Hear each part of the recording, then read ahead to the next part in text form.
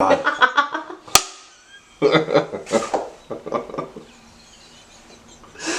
a high-low grilled cheese challenge!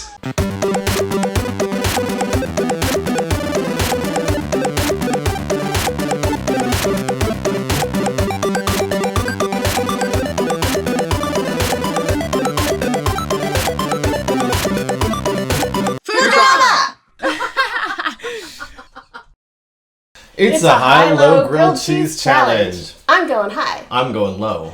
So let's get started. Okay. Get out of here. High-low grilled cheese challenge. I got the low grilled cheese, which I kind of love. So now that she's gone, we can get started. We got to keep things simple because we're going low today. So it's got to be great with the simple ingredients that we start with, and maybe just a little additions on this one. So this is all going to be about some fundamental techniques just to make sure that this simple grilled cheese comes out great. And the one little trick we're going to throw in here is going to involve this guy in just a minute.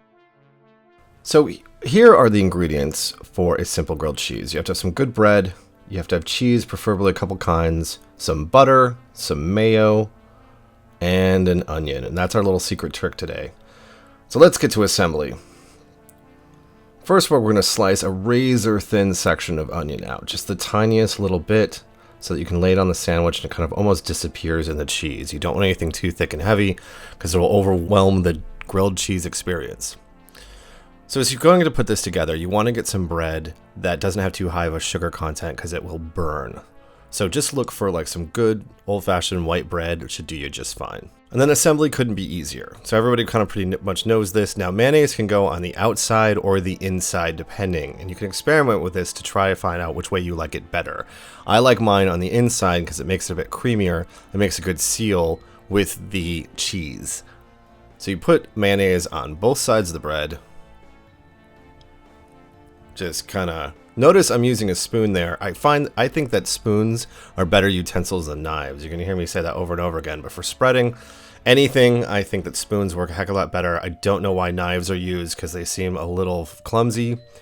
Then I'm gonna do the awesome little triangle like Swiss cheddar action, and I'm gonna hide the onions in between the cheese layers so it's not popping out anywhere. They kind of get sealed in there together. That's the great part of this. So you just take your little slices of onion, just as a little hint in the beginning, and then you kind of lay out on the cheese with the mayonnaise on the inside. Then carefully fold these together. You have a pretty good looking, just regular old cheese sandwich here with a little bit of onion in it, which is great. But we're going to add some fire in a second, and fire makes many things better. Especially, I guess, food. So now what you're going to do, as everyone kind of knows this part, is you're going to leave your butter out so it'll soften a bit. So then it won't destroy the bread if you're trying to force cold butter into soft bread. So you're going to just scrape a little off the top and just gently cover the entire outside of your bread. Now you only have to do one half, because what you're going to do is you're going to set that half down in the pan, and then when you're ready to flip it, you flip it over and then you'll butter the other side. So you do not have to do both at the same time. And then, when it's ready, you're going to flip.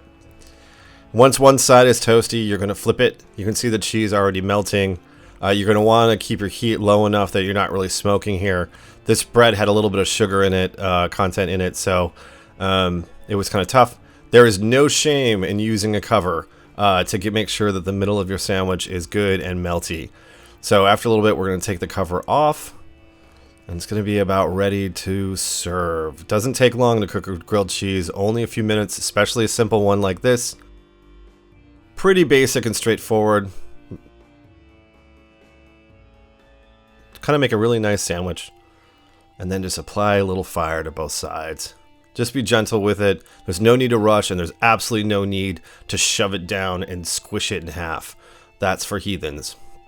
So we'll cut it open, and we'll get the nice cheese pull that we're waiting for. Uh-oh. I messed up. The heat was a little too high. The bread was a little too sugary. As you can see, the inside isn't hot. What are we going to do? I think I have an idea.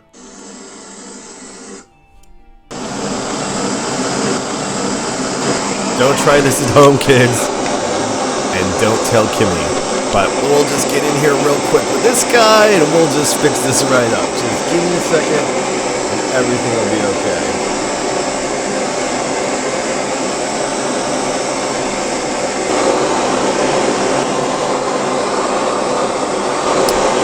toast it on one side, get some heat in on the other, get a nice little brown on the edges. Look at that cheese bubbling. And click. Problem solved. All right, now quickly, before anybody notices, we're just gonna cram this together and grilled cheese pull. Mission accomplished. Yeah.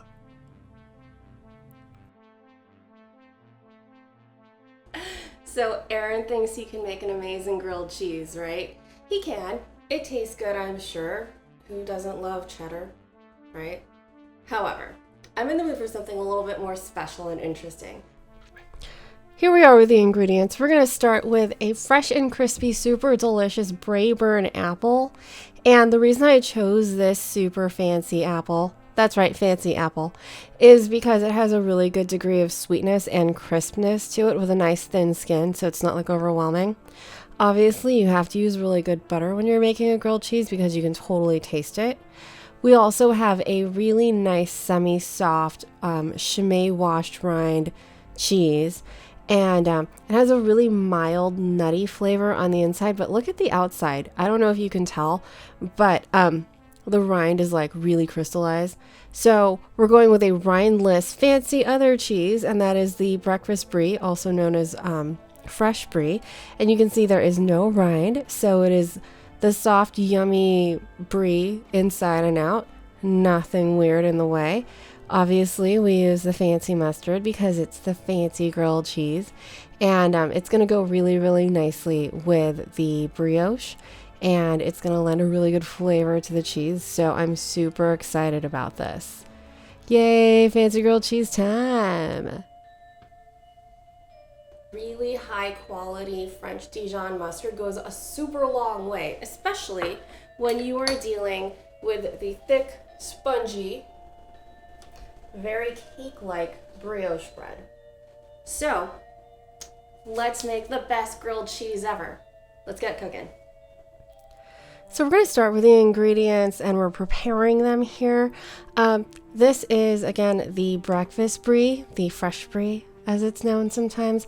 I'm cutting it probably about 1.5 ounces at most. Right now I'm actually just starting with 1 ounce because I'm really bad at estimating amounts. So here we are. It's really soft also, so it's super hard to cut, and it's so worth it though, because it's like halfway melted already, you know what I mean? Like, you put it on the bread, you throw the bread in a pan, and it's like halfway soft already. But before we get to that step, we have to mustard our bread. So again, Dijon mustard, one of my favorite condiments in the whole world. One, because it like doesn't have any calories, which is amazing. And two, because it's not just like tart, sour mustard. It also has a little bit of like a horseradishy kind of finish to it. And sometimes, especially with the Dijons that we find at like the French market or whatever, they sometimes have a little bit of champagne in them. So there's also like a grounding sort of flavor. There's an earthiness to them, which I really like. It's a great contrast with super sweet breads like brioche. So I put mustard on both sides, both pieces of bread. That way both sides of the sandwich have a nice mustard flavor. And we'll need that sharpness to cut through the cheese, because take a look at how creamy this fresh brie is. Like, you watched me cut it, and it's only been like a minute or two, and it's already way softer than it was when I first cut it. So, like you can tell, I'm having a hard time separating the pieces from each other because they've like kind of melted under the lights already. That's how soft and creamy this cheese is, which is why I chose it, because it's delicious. And also a little bit floral, which I really, really enjoy. So yeah, I think we end up with about 1.5 ounces of cheese. So don't go buying like 8 pounds of this at Costco or anything, because you don't need it. You're making a sandwich, it's like 1.5 ounces of cheese. Just understand, you'll have some cheese left over. Now, I'm going to move on to the Kimmie washed cheese, and you'll see that there's a little bit of rind left. I actually need to cut that off because earlier when I was preparing all of this, I took a bite of the cheese with rind on it and it was like crazy strong. I mean, listen, I really like Chimay beer, but this was like out of bounds, inappropriately strong. And it didn't taste like the beer. It tasted like if you took all the flavor out of beer but left like the hoppy sweetness of it. That's pretty much what happened on this cheese. I think it's because there's a lot more of the yeast and hops and all the other stuff that goes into beer and less water necessarily than like say a light beer. And so when they were washing the cheese rind with it, we got all that stuff left behind, all that sediment, I guess. And it made it super, super strong. So like, don't eat the rind. It was way too strong. Oh my gosh. So you shingle on the apples, make sure that like every bite of the sandwich is going to have some really good apple on it because you really need that sweetness to tie this whole sandwich together. So we're placing some cheese on top. Yay, I may have cut a little too much. Again, bad at estimating amounts. But this is our super fancy, super delicious, super easy grilled cheese. I've buttered one side of the outside of the sandwich and I'm going to put that down in a cast iron pan. Here's the thing with cast iron pans, guys. And I learned this making this video. Make sure if you're going to do a grilled cheese in a cast iron pan that's been used by somebody else recently to keep your heat on low. Because as you could see, I literally just put this sandwich down and already all the butter is boiling away, which tells me that the pan was too high. So keep your pan on low and that'll actually help the cheese melt more evenly and it'll help you develop a more evenly colored golden crust without going burning too quickly. So here we are. You know the rest of the steps. Finally, when the sandwich is done, you pull it off, put it on your board, take a nice clean knife and slice right through. Now I know the inside of this sandwich is pretty much just variations of the color white, but take a look at how soft and melty and creamy it is. Oh my gosh, look at that. Oh yeah. Yeah. I mean, really? Fancy. High-low grilled cheese sandwich. Let's see who's gonna come out on top. Her fancy pants grilled cheese or my simple and awesome grilled cheese, where I didn't cheat at all.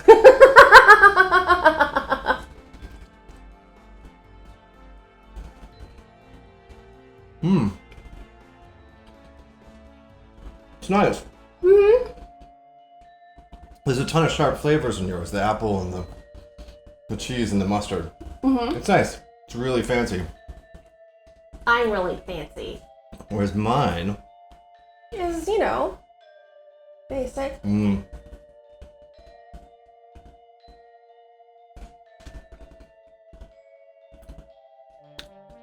I like yours, but I have to say my love for onion makes me vote for mine.